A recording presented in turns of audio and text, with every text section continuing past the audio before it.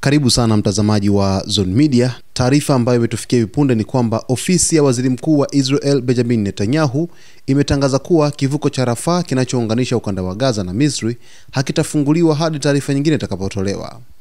Kupitia taarifa rasmi, ofisi ya Netanyahu imesema kuwa uamuzi wa kufunga tena kivuko hicho utategemea jinsi kundi la Hamas litakavyotekeleza wajibu wake, ikiwemo kurudisha miili ya mateka waliouawa na kutekeleza makubaliano yaliyofikiwa katika mkataba wa hivi karibuni. Tangazo hilo limekuja muda mfupi baada ya ubalozi wa Palestina nchini Misri kutangaza kwamba Wapalestina wanaoishi Misri wangeruhusiwa kurejea Gaza kupitia kivuko cha Rafah kuanzia Jumatatu.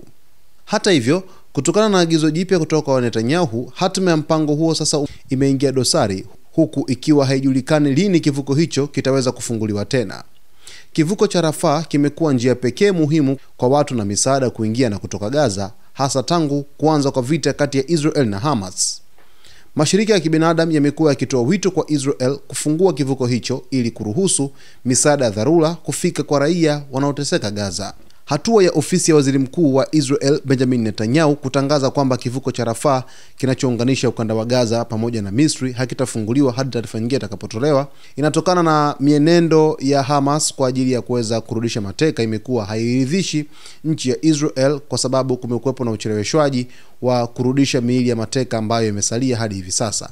Taarifa zinaeleza kwamba hadi hivi sasa kuna miili takribani 16 ambayo bado haijaweza kurejeshwa kwa taifa la Israel, kiasi cha kwamba wanazidi kuweka shinikizo ili basi Hamas iweze kufuata yale masharti ya kuweza kurudisha mateka ambao walitakiwa kuweza kurudishwa ndani ya saa 72 za usitishaji wa mapigano katika ukanda wa Gaza.